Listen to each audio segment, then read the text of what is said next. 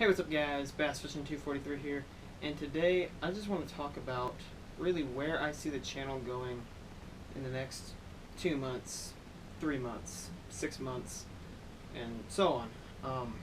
So, first topic on my little list here, tournaments here at college, especially for the fall semester.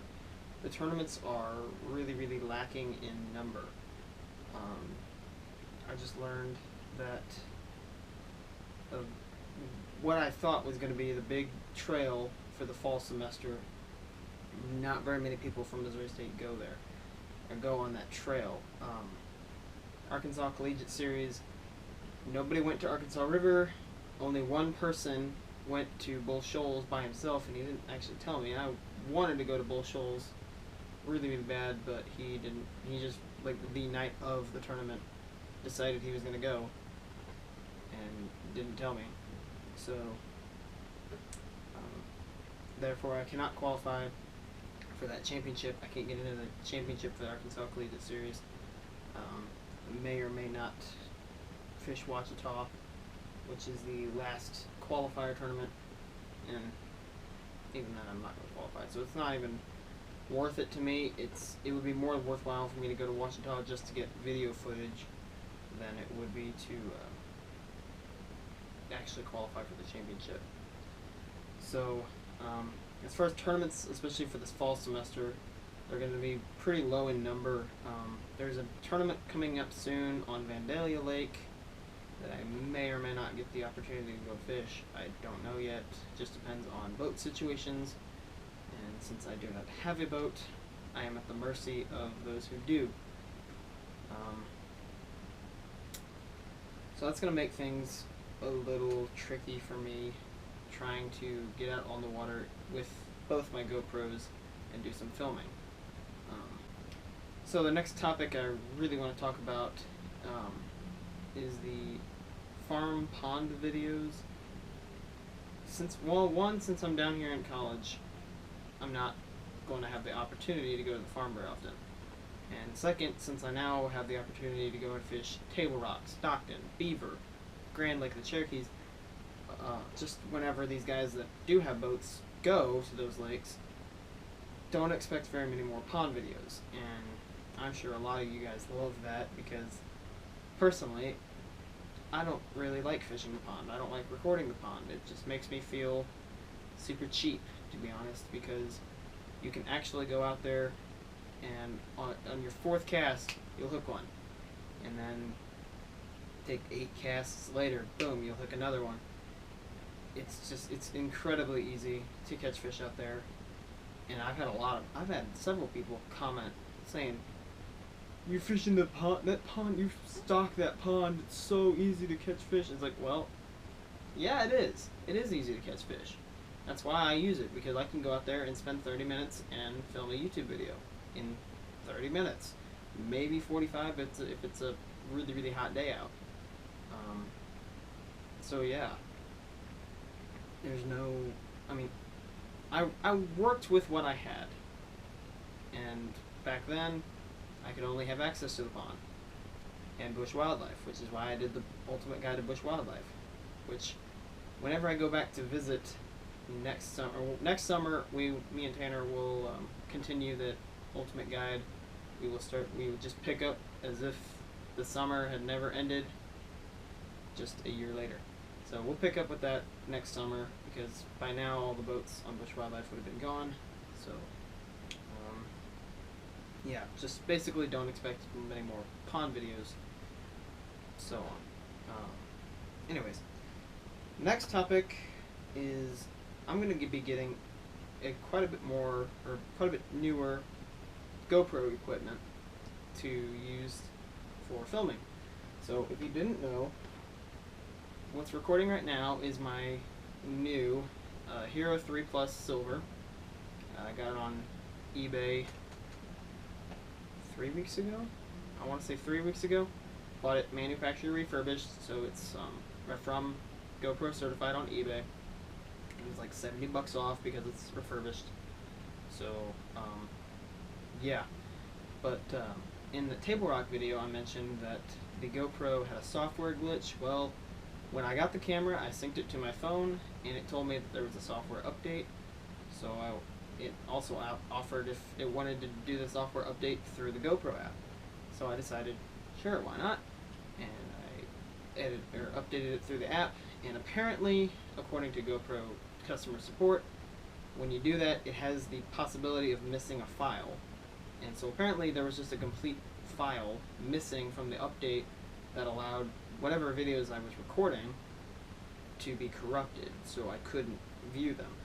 So that's why I didn't notice it, because that little red light on the GoPro was flashing and the numbers were ticking, so it kind of implies that it's recording, even though it's corrupting everything and I actually don't get any of the video. So, still got the old Hero 3 white. We'll still use it, but I now have the 3 Plus silver, and so my new equipment here, I'm getting 4 new pieces of equipment. First off, I'm going to get a suction cup mount, and you could tell in the Table Rock video the 3 Plus silver was mounted to the motor of the boat. I had that when I showed the bluegill. I held it right in front of the camera. You could see the camera, you could see the red light flashing. You could tell that it was there.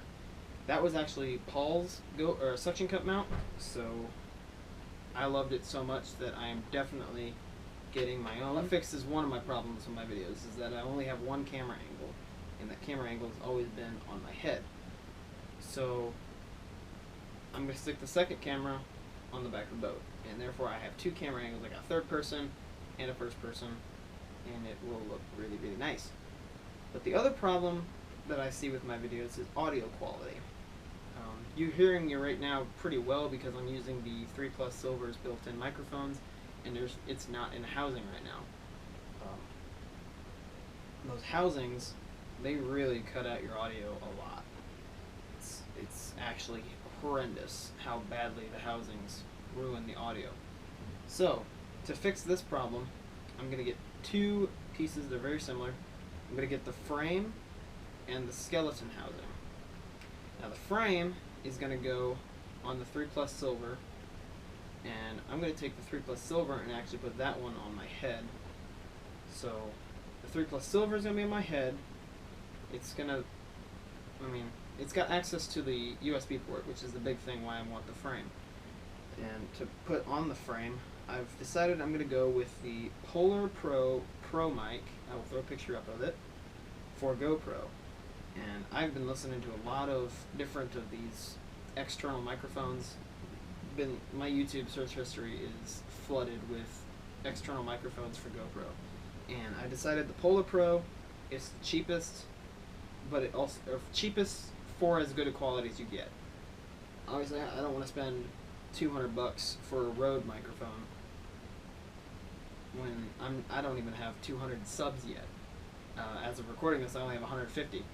So, or maybe a little bit more than 150, but about 150. So there's no reason for me to spend $200 on a microphone when I don't have 200 subs yet. So I'm gonna get the Polar Pro mic. It's cheap. It's only like $35, and it gets really, really good audio for the price. So I'm going to use the frame since it's got access to that side port. I'm going to stick that on there, but the skeleton housing also has an opening on the side port. So why don't I just get 2 skeleton housings, or yada yada yada. Well, the skeleton housing also has the ability of being relatively waterproof. Relatively. Don't stick the skeleton housing underwater, you'll ruin your camera. But it also has access, both the microphone ports on the housing are open. As long as you throw the waterproof door on the back of it and put it on the suction cup mount, if any splashback happens from the motor, it'll hit that back waterproof door and just flush right off. And therefore, you'll only have 3 possible entryways for water to get into the housing and potentially ruin your camera. Granted, that suction cup mount does keep the camera pretty high on the motor, which was my saving grace for Paul because he likes to stop pretty abruptly, and he had water coming all the way over his motor. But fortunately, the suction cup mount kept my camera nice and high above his boat motor, and everything was fine. Didn't get any splash on it at all. So definitely going to get skeleton housing for the back so I can get decent quality out of the back. If I need to, I can actually take the audio from the camera that's going to be on my head and just time it just right with the video from the boat, the back of the boat, if I have to. But hopefully that gives me good enough audio that I don't have to do that, and I can just back of the boat camera, head camera, be done, and that fixes most of my audio problems. So that's the new equipment I'm getting. Most of that I'm asking for Christmas, and you know, if in my family is stingy and doesn't get me it, I'll just buy it for myself. So by January, I'll get all of that stuff for sure. And now, going back kind of to the tournaments, since there are going to be so few tournaments this semester, or the fall semester, spring semester, my schedule is going to be packed. There's going to be a lot of tournaments. Don't worry, I'm going to go crazy. I will probably be gone almost every weekend fishing. So, since the fall semester is not going to have very many videos, put a comment below what you think of me potentially doing some vlogs. There's plenty of fun stuff to do around Springfield. Maybe I could show funny stuff happening around campus, or getting me getting lost going to Walmart and missing my turn and ending up in who knows where. I don't even know where the heck I ended up. But you know, hey, fun stuff happens when you're a freshman in college. You screw up, and if you get it on camera, hey, it's funny. So, I don't know, put just a comment down below if you think I should do vlogs and start carrying a camera around with me everywhere. And then the last major thing I want to talk about is I've been kind of watching YouTube videos of fishing, obviously, and I see a lot of other startup channels, like myself, using the same fish logo that I have, and it just bugs me a little bit. It's just, I like that fish logo that I've been using. I just don't like how everyone has it. I mean, you literally Google largemouth bass, and it's on the first 20 images you pop up on Google Images. So the uniqueness is zero. So thanks to my buddy TheMightyGenskii, I'll put a link to his channel below. A huge shout out to that guy, to Jen. I mean, he's an absolute champion. I made up a little image on paint and kind of like, hey, this is kind of what I want in a logo. And I sent it to him through Skype, and he called me on Skype, shared his screens while he was in Photoshop, and he took my paint image so that he could kind of see what I wanted as far as a base layout, and then he tweaked it on Photoshop and made it look really, really good, really professional, and I gotta say it was just awesome. So here I'm gonna flash before you using the power of editing to put right here the new logo for Bass Fishing 243. It's quite basically just a pentagon, because circles are pretty overused, I think. Anybody that makes a custom-made logo uses a circle. So I went with a pentagon, kind of flipped up on its side so that it looks kind of like a crest or a shield.